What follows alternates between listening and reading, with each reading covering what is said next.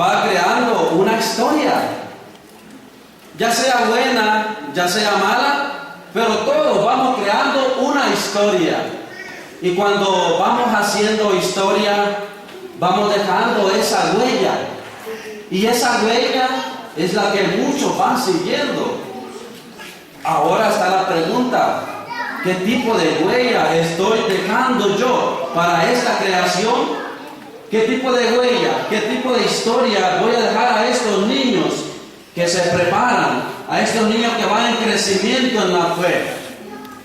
Pero el ser humano no solamente es historia, y todo cristiano también en su vida debe también de hacer un camino. Y cuando hacemos una historia, entonces vamos haciendo un camino. Y en este caminar nos encontramos con problemas. Y en este caminar nos encontramos con dificultades en la vida. Nos encontramos con piedras que muchas veces nos hacen caer, tropezar. Pero el cristiano está llamado ¿a qué? A levantarse, a levantarse. Además de esa historia y de ese camino que vamos construyendo en la vida, también vamos haciendo una fe. Y por eso el lema de nuestra diócesis de San Miguel, que estamos en el año jubilar, el lema que se eligió fue un camino, una historia, una fe, 100 años de la diócesis de San Miguel. Y es interesante cómo se han unido estas dos fiestas importantes, los 100 años de la diócesis junto con el año de la fe que se promulgó. Hermanos y hermanas, en este caminar, en esta historia y en esta fe que todos vamos haciendo, siempre vamos a encontrar huellas, siempre vamos a dejar también nosotros huellas. Y ahora la palabra de Dios en la primera lectura que hemos escuchado, tomada de ese libro del Siracide o eclesiástico, forman ese cuerpo sapiencial. Y cuando hablamos de ese cuerpo sapiencial, estamos hablando de esa sabiduría que el pueblo va adquiriendo, de la experiencia que va tomando respecto a Dios. Y por eso en este cuerpo sapiencial encontramos temas como la decisión, la libertad, la amistad, el temor de Dios. Y ahora el eclesiástico nos habla cómo el ser humano también debe de reconocer su historia. Y es interesante cómo comienza el autor sagrado expresando: voy a traer a la memoria las obras del Señor y a contar lo que he visto y a contar lo que Dios ha hecho. Voy a recordar. Por eso vamos haciendo historia, hermanos. Vamos haciendo historia. Y en esa historia que Dios mismo ha cambiado y que Dios mismo ha hecho, Jesucristo es el que ha venido a marcar esa historia.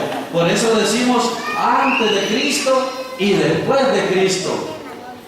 Hermanos y hermanas, es interesante también reconocer cómo Dios deja su huella en la creación. Y la primera lectura nos profundiza mucho al hablar de la creación. Dios no necesita consejero para crear. Dios no necesita al ser humano para que él le diga: esto está bueno, esto está malo, porque lo que Dios crea es perfecto. Lo que Dios ha creado es perfecto. Si nos ponemos a profundizar, ¿quién hizo el mar? ¿Quién hizo el cielo? El mismo universo. Entonces podemos llegar a la conclusión que solo un Dios inteligente, solo un Dios sabio, solo un Dios perfecto puede crear todo lo que tenemos acá en nuestro universo. Y por eso el ser humano debe reconocer en la creación que la presencia misma de Dios. Nosotros, hermanos, estamos llamados a descubrir y a conocer la existencia de Dios mediante esta creación, mediante el universo creado perfectamente. Pero es importante ir más allá, porque Dios, dice el autor sagrado del eclesiástico, Yo, dice el Señor, conozco los pensamientos, conozco lo más profundo, hasta los abismos, te conozco a ti.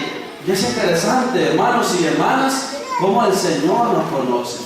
Y cómo el ser humano también es capaz de llegar a conocer a Dios, no perfectamente, pero sí podemos llegar a conocer a Dios. Y conociendo vamos a amarlo más, y amándolo lo vamos a seguir conociendo.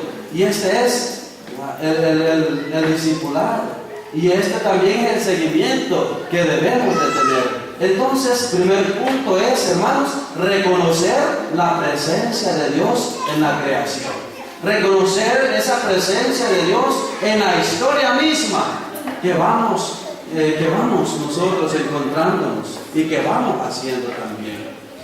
Ahora pasemos al Evangelio. Queridos hermanos y hermanas, se nos presenta ahora la curación de un ciego de nacimiento. ¿Cómo se llamaba? Bartimeo. Se nos presenta ahora esa curación, pero es interesante cómo aquel hombre lleno de fe, lleno de confianza, él escucha, porque es ciego, él escucha que Jesús Nazareno va pasando por ahí. ¿Y cuáles son las palabras que nacen de su corazón? ¿Y cuáles son las palabras que expresan? Digamos juntos: Jesús, Hijo de David, ten compasión de mí. ¿Cómo dijo aquel ciego?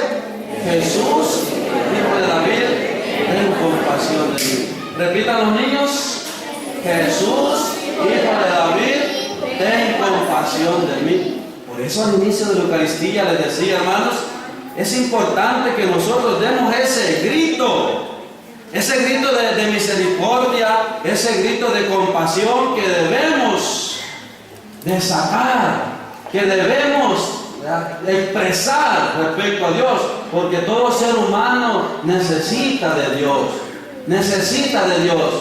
Dijo este ciego: Jesús, Hijo de David, ten compasión de mí. En primer lugar, está reconociendo a Jesús como el Mesías. Jesús, Hijo de David. Está reconociendo a Jesús como su Salvador, Hijo de David.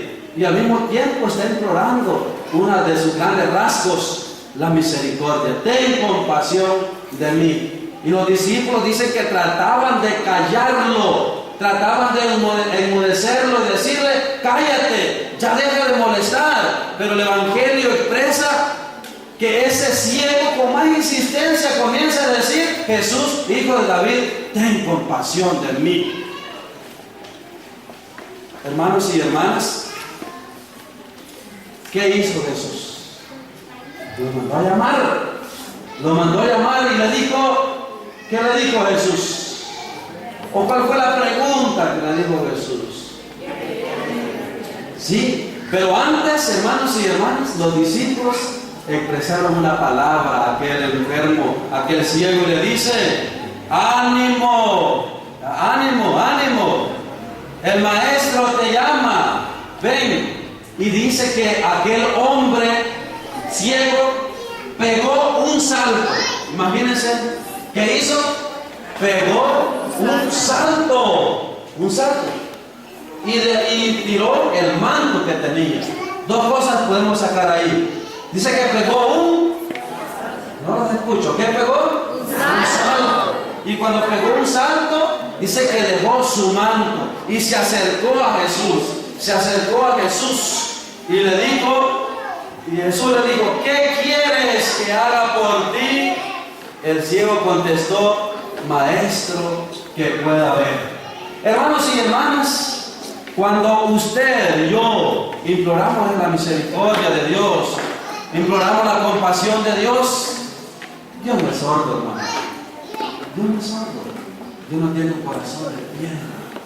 Dios no tiene un corazón egoísta. No, hermanos y hermanas. Jesús que muestra cómo es el amor del Padre, dice que le hace esa pregunta: ¿qué quieres que haga por ti? Y el ser humano por eso necesita de Dios. ¿Qué quieres? Ya es la pregunta. ¿Qué quieres? Ya, hay una necesidad. Y cuando hay una necesidad, entonces buscamos que alguien nos ayude a salir de esa necesidad que tenemos. Es el ser humano que necesita de Dios.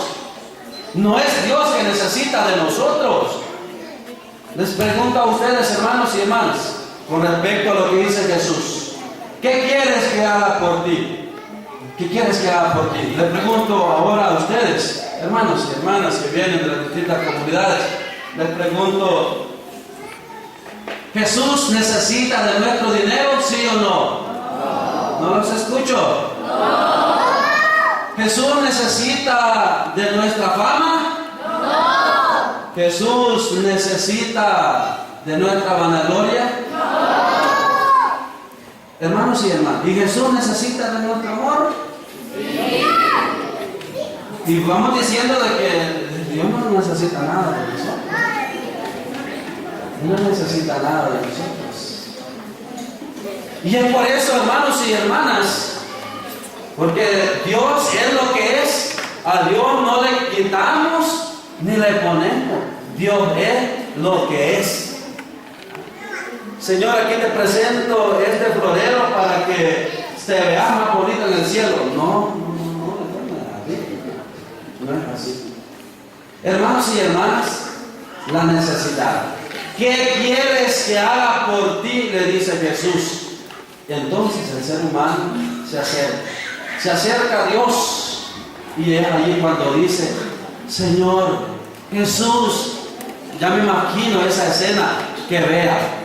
Y quiero que los niños hagan un ensayo ahorita, que se tapen los ojos. Tápense los ojos, niños, con las manos. Vamos a ver a los niños tapándose los ojos junto con los catequistas. ¿Los niños pueden ver así, sí o no? No podemos ver. Ya, entonces quítense las manos y ya vemos totalmente distinto. Vemos con claridad. Por eso, hermanos y hermanas, ese ciego estaba esperando con ansiedad ver, contemplar la naturaleza, contemplar la gloria de Dios, contemplar a Jesús, ver a Jesús. Pero, hermanos y hermanas, para ver es importante que nos acerquemos a Jesús. Es importante que busquemos el camino del Señor. Dice que el Evangelio, que aquel hombre que al instante quedó sano, porque le dijo Jesús, vete, tu fe te ha salvado. Este hombre se acercó con fe, vete, tu fe te ha salvado. Y aquel hombre dice que comenzó a seguirlo. Hermanos y hermanas, ¿quiénes de ustedes tienen un manto? Yo creo que nadie. Con el que se va a cubrir es el único que tiene. No, si ahora abundan más camisas, más pantalones, más zapatos, pero todos tenemos una seguridad.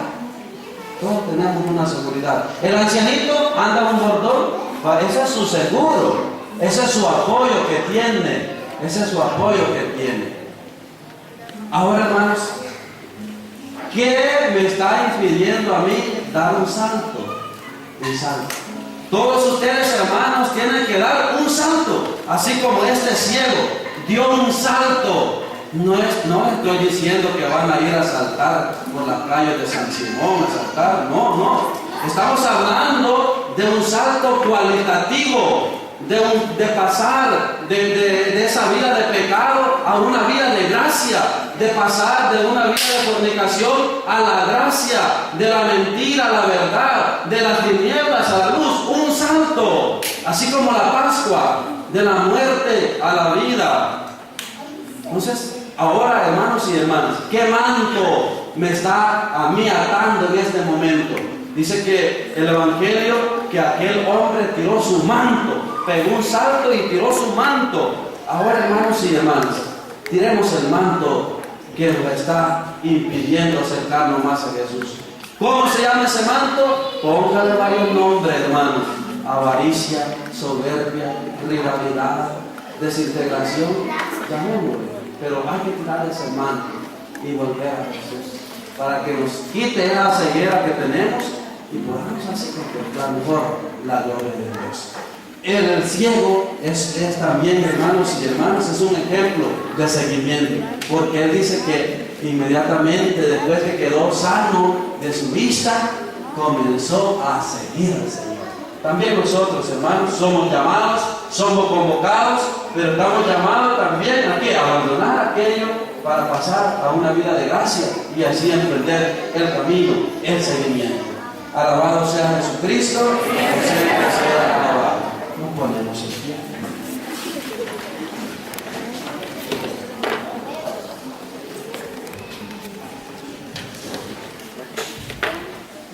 La primera lectura nos